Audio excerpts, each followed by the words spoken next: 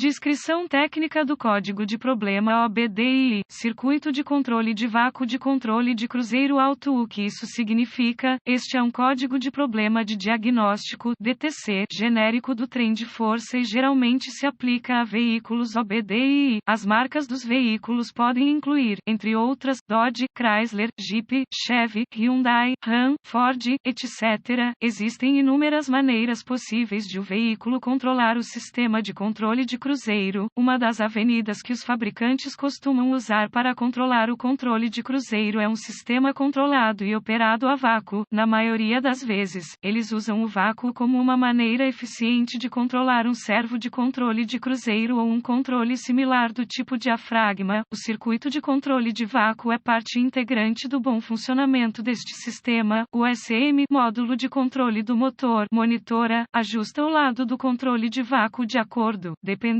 das demandas do controle de cruzeiro do operador. Se o SM perder seus recursos de monitoramento para o circuito de controle de vácuo do controle de cruzeiro, provavelmente fará com que seu controle de cruzeiro pare de funcionar como deveria. Muitas vezes, esses sistemas incluem um solenoide a vácuo, responsável por controlar o fluxo de vácuo para o lado de controle do sistema, ou seja, controla a velocidade do veículo quando o cruzeiro está ativo, ou seja, sistemas. As responsabilidades de vácuo são consolidadas apenas para o servo de controle de cruzeiro. Como em muitas falhas, isso pode ser estritamente um problema elétrico causado por um problema mecânico, vice-versa ou ambos, enquanto monitora os sensores, circuitos, interruptores, etc. Do controle de cruzeiro, sem mencionar todos os outros sistemas do seu veículo. O SM detectou uma falha no circuito de controle de vácuo do controle de cruzeiro. Provavelmente, um ou mais dos valores elétricos que estão sendo monitorados estão fora da faixa, ou seja, além dos valores desejados específicos do fabricante. Para P0584, indica uma situação de alta tensão no circuito elétrico a vácuo do controle de cruzeiro. Qual é a gravidade deste DTC? Para ser honesto, essa falha não deve ser uma grande preocupação, em termos de segurança. Com isso dito, a gravidade é definida como baixa-média. Qualquer problema dentro de um sistema de vácuo, que muitas vezes é fornecido, reciclado pelo motor, deve ser resolvido mais cedo ou mais tarde, dadas algumas das possíveis consequências da negligência em consertar um sistema de vácuo. Eu diria que, se você determinou especificamente que o motor não é afetado por essa falha, geralmente em sistemas de vácuo não fornecidos pela admissão, e você pode viver sem o controle de cruzeiro, você deve ficar bem em interromper essa falha se seu orçamento for coisas limitadas ou outras são de maior prioridade. Quais são alguns dos sintomas do código? Os sintomas de um código de diagnóstico P0584 podem incluir: coronel inoperante do controle de cruzeiro, luz de verificação do motor acesa, certas funções não estão funcionando como deveriam, por exemplo, definir, retomar, acelerar, etc. A velocidade do veículo está irregular, mesmo com o cruzeiro definido para a velocidade específica. A cruz-luz de controle acesa permanentemente no painel de instrumentos. Uma ou mais funções de controle de cruzeiro não estão funcionando corretamente. As causas deste código de controle de cruzeiro P0584 podem incluir: solenoide de vácuo com defeito, servo de controle de cruzeiro com defeito, linhas de vácuo quebradas, rachadas, desconectadas, dobradas, obstrução mecânica na faixa de operação do servo de controle de cruzeiro, problema de fiação, por exemplo, curto, aberto, corrosão, resistência, atrito, etc. Problema no SM, módulo de controle do motor, obstrução mecânica nas passagens de vácuo, cabo servo de controle de cruzeiro apreendido, vazamento no sistema de vácuo do motor, problema no conector, por exemplo, abas quebradas, pinos corroídos, carcaças derretidas, falta de isolamento, etc. Quais são algumas das etapas de diagnóstico e solução de problemas do P0584? A primeira etapa no processo de solução de problemas para qualquer mau funcionamento é pesquisar os boletins de serviço técnico (TSB) para problemas conhecidos com o veículo específico. As etapas avançadas de diagnóstico tornam-se muito específicas do veículo e podem exigir o equipamento e o conhecimento avançados adequados para serem executados com precisão. Incluímos as etapas básicas abaixo, mas consulte o guia de reparo específico do ano, marca, modelo, trem de força do veículo para obter etapas específicas para o seu veículo. Etapa básica número 1. Antes de tudo, abra o capô para verificar as coisas no sistema de controle de cruzeiro. Você desejará rastrear a linha de controle de vácuo para ver para onde vai e o que controla.